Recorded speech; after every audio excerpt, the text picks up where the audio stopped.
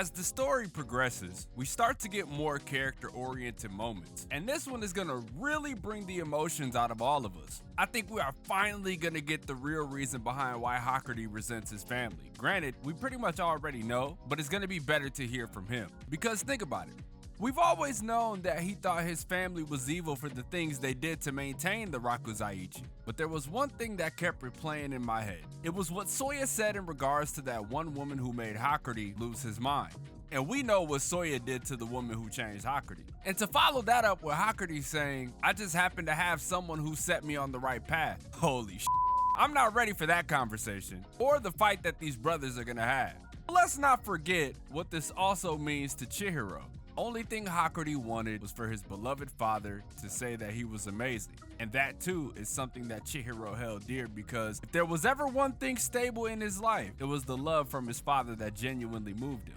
For anyone who has real friends in their lives, one thing always holds true, and that's having things in common that keep our bonds together and end up transcending even that of familial bonds. We have friends that we consider family because of the bonds we've created, and that is one of the overarching morals of this chapter, let alone Kagurabachi in general. We're gonna get into all of that, but as y'all know, man, I'm DomoSenpai, and we are here today with chapter 34 of Kagurabachi. And if y'all are new to the channel, man, make sure y'all hit that subscribe button. We are well on our way to 10K and quite possibly 100K by the end of the year. So make sure y'all tell y'all friends to tell their friends, and let's really get this show on the road, because as I've stated before, I have a lot of things that I want to make a reality, and for me to do that, well, we have to continue to grow. So thank you guys for continuing to support me. It really means more than y'all will ever know, because for the most part, this is all free of charge. Only thing it costs you is your time, and to be honest, that's our most valuable asset. Now that we got this out of the way, let's actually get into the chapter, because I have a lot of questions starting with Kiyoda and his feelings for his children. As I was reading this chapter, I started to question Kiyoda's intentions for his children more and more, because the one thing we learned was the fact that he is devoted to his duty above all else, even more than his children. But the one thing that stood out to me is that there was no emotion from him at all. Did anyone else find this kind of strange? Normally with the death of a loved one, you usually show some shred of emotion, right? Some little morsel of emotion. And it was his father, nonetheless. So maybe there was something there that we don't know of, like maybe some bad blood, like Kiyoda not getting along with his father, but inheriting the family business anyway. It also seemed, right, not trying to assume too much, but it also seemed like Hakuri and Tenri had a seemingly stronger connection with their grandpa. But I could just be grasping at straws here. Weirdly enough, even Kiyoda says something that adds to my theory. Tenri picks up on the Sazanami family being able to pass down their sorcery by blood. And Kiyoda says that, you're clever, Tenri, but blood is a cold and lonely connection. And it had Tenri and Hakuri confused, and with good reason. Why would you bring that up out of nowhere and then try to clear it up with, hey now, don't you love me? This hits home because of things that, have happened to me. But that's a story for a different day. Let's just say I understand this feeling all too well.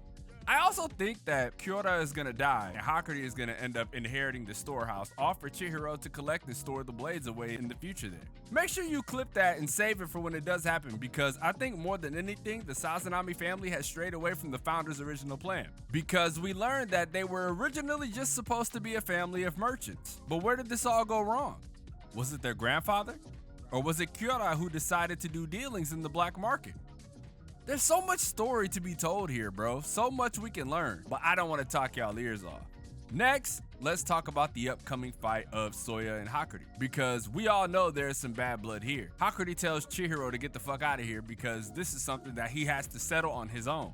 Chihiro already knows that this is going to be an impossible battle, because even for as injured as Soya is, he's still a huge threat. But Hakuri reassures him, letting him know that he has to put his life on the line for this. In one panel, we see the familial bond of the father and his sons. And then, in the next, we see a woman who is more than likely Hakuri's mom, aka the woman that Soya killed. We've never seen Hakuri this turned up before. And that in itself is invigorating for the series, because the only person we've seen emotion like this from, when it mattered, was Chihiro.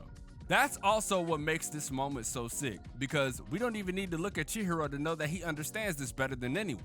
So from this point on, we move back to the Sheba versus the Toe fight, and we are starting to see the effects of what an uncontrolled DomoSenpai can do. We've only heard about it in passing when those goons came and talked to Sojo, because remember, I mentioned this before, that there was a situation that happened that we learned about what just raw DomoSenpai can do. But we know that this can only lead to one place, as Sheba alluded to, and that is their deaths.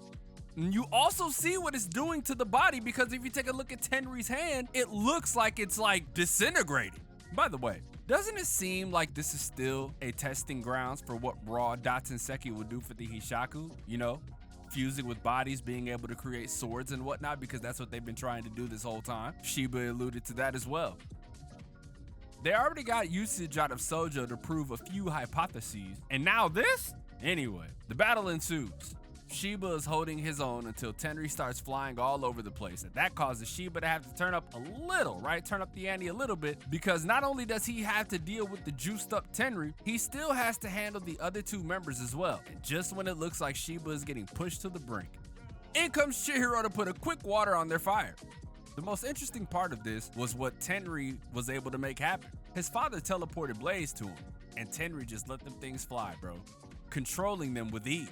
What makes this situation concerning is that on one hand, Tenry doesn't have much time left with the DomoSenpai infused within him, but on the other hand, Chihiro barely has any uses of Cloud Gouger left. So it's a legit race against time on both ends to make something shake. And aside from all of that as well, we don't know where John Hishaku is hiding at in here. Whether or not he left, that's to be explained later on, like fully, you know what I mean? Not like left that room and then went outside. No, like completely just like left. Because they're not just gonna leave the Shinichi and Inten here. At least that's what I think. Anyway, Tenry yells at Chihiro that regardless of what this will do to him, he has to fulfill his duty. Chihiro then recalls a conversation that he and Hakuri had, regardless of him knowing that this family is evil. Regardless of him calling them out on the wrong they were doing, he just wanted his father to tell him he was amazing. And Chihiro, understanding how that feels, decided that he would give Tenry an honorable death. How apropos of Chihiro to not only respect Tenry's effort, but also respect Hakuri in making sure his brother's efforts were not in vain. I really love that about this situation, but this last shot was something special to me, bro.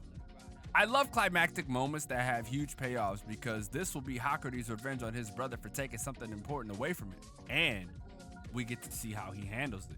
Will he go for the kill, or will he try to settle this like family? There is much that can happen here, and whether or not it does will shape the type of person Hakuri becomes for the rest of the series.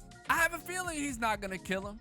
You know, it doesn't really fit his character, and if anything, it will be better for his character development moving forward, because just to be able to get this off his chest is huge. The weight of losing everything versus the weight of just adding Soya dying by his own hands would not be good for him.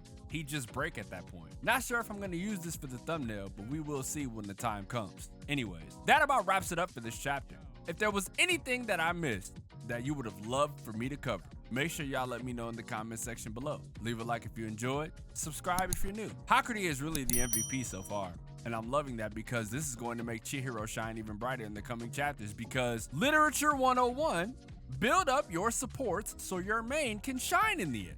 I love when manga do that. And to all my Gachi bros, don't worry, I will have all the chapters out before 100. Just got a lot on my mind lately. Not sure how long this video will be, but I just hope it doesn't disappoint. Let me get out of here, edit this video, and with that being said, man, it's your boy, DomoSenpai, and I will catch you guys in the next video.